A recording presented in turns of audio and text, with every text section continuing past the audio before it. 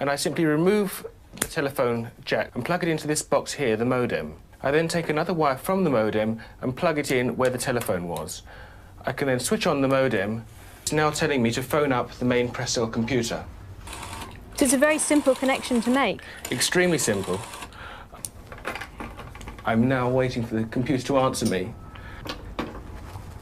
And things are starting to happen. Things are starting to happen. Why did you buy a computer?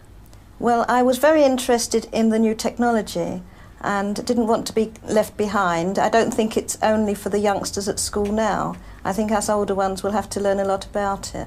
What is Internet anyway? Internet is that massive computer network, the one that's becoming really big now. What do you mean? That's big. How does one? What do you write to it like mail? No, a lot of people use it and communicate. I guess they can communicate with NBC writers and producers. Allison, can you explain what Internet is? The world is in financial disarray. Currencies failing, economies in wild flux, jobs being lost. But what if you could build an entirely new economy, one specifically designed for the digital realm? Well, that is the dream behind Bitcoin. Bitcoin, for those of you who don't know, is an electronic online currency that was created in 2009. It was made by someone who did it under the pseudonym Satoshi Nakamoto. Like any economy, you don't want too much too fast because then the value of your currency drops, or so slow that your economy grounds to a halt. It's designed to be a self-stabilising economy. Whether it actually is that way though, well, that is a little bit more complicated. Because some people have said, hey, Bitcoin is the answer to those problems. Are you a believer? Well, Bitcoin is exciting because it shows how cheap it can be. Bitcoin is better than currency in that you don't have to be physically in the same place. And, of course, for large transactions, currency can get pretty inconvenient. And what is Bitcoin? Bitcoin is a currency on the internet.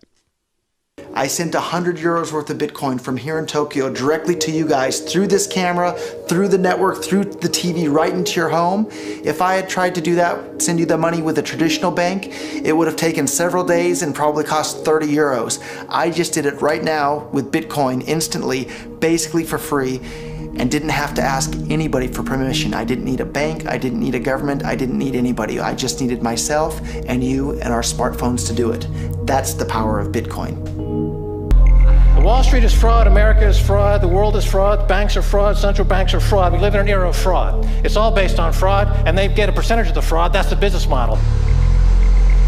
To suggest that there is any moral or ethical aspect to anything that's going on now is to be completely naive about the fact that we live in an era dominated by financial terrorists, jihadis of banking. They're here to kill you and themselves. They believe in an ideology, not the Quran, but Adam Smith, that they completely misread and interpret as something to justify their blowing themselves up. Janet Yellen's a terrorist! Mario Draghi's a terrorist! The Central Bank of Japan is a terrorist! These are the real terrorists! Funds received. This community is switching to what they think is a better monetary system. A system in which banks are no longer needed because payments could be made directly from one person to another.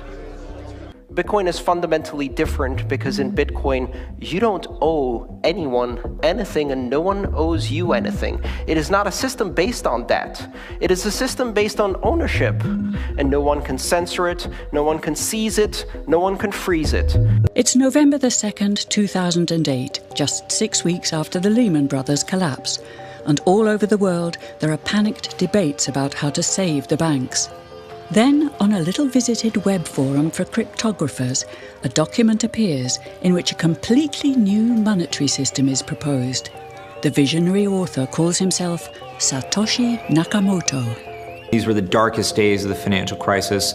So that to me suggests a very clever mind that saw an opportunity, the perfect opportunity to introduce a new radical technology and a new radical approach to money and finance at just the right moment when people would be very open to making this big shift that's required to adopt a new currency. What's exciting for me is like a global economy. Right now we say we have a global economy, but I can't take $1 and give it to you in the Netherlands and then you know what to do with it, right? You would have to go and change it to your native currency.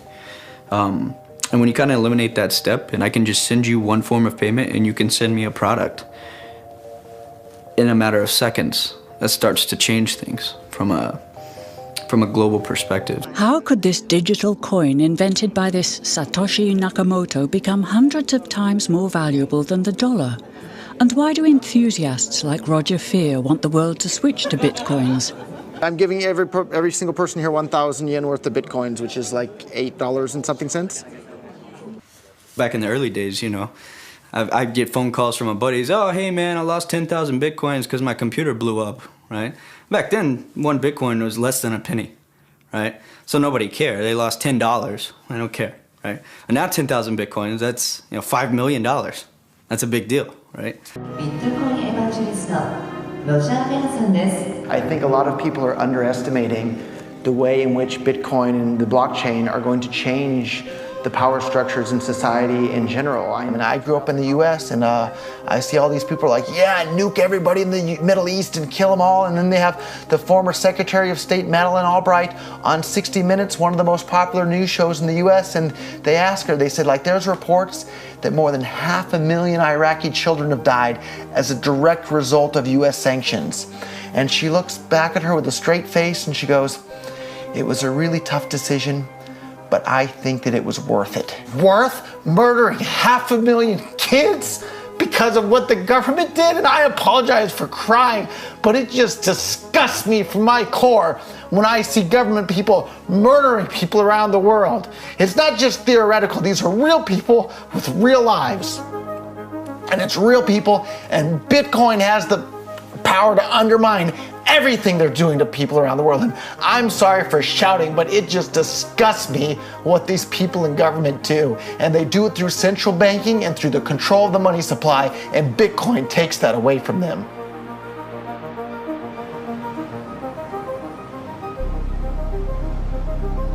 You can buy Bitcoin at the Shell station. Check it out. Good.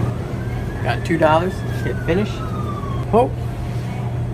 $2 Bitcoin. Just like that. From this machine. I just turned cash into digital currency. So thinking that it's too late to get involved in Bitcoin is like thinking it's too late to get involved with the internet or too late to get involved with using a cell phone. Like, it's not too late to get involved in Bitcoin. If Bitcoin becomes really popular all over the world, Bitcoins are going to have to be worth at least tens of thousands of dollars a Bitcoin, if not hundreds of thousands of dollars per Bitcoin. So thinking it's too late to get involved with Bitcoin is like thinking it's too late to get involved with using the internet. Of course not. Like, it's ubiquitous in our lives, and Bitcoin's going to become ubiquitous in our lives as well.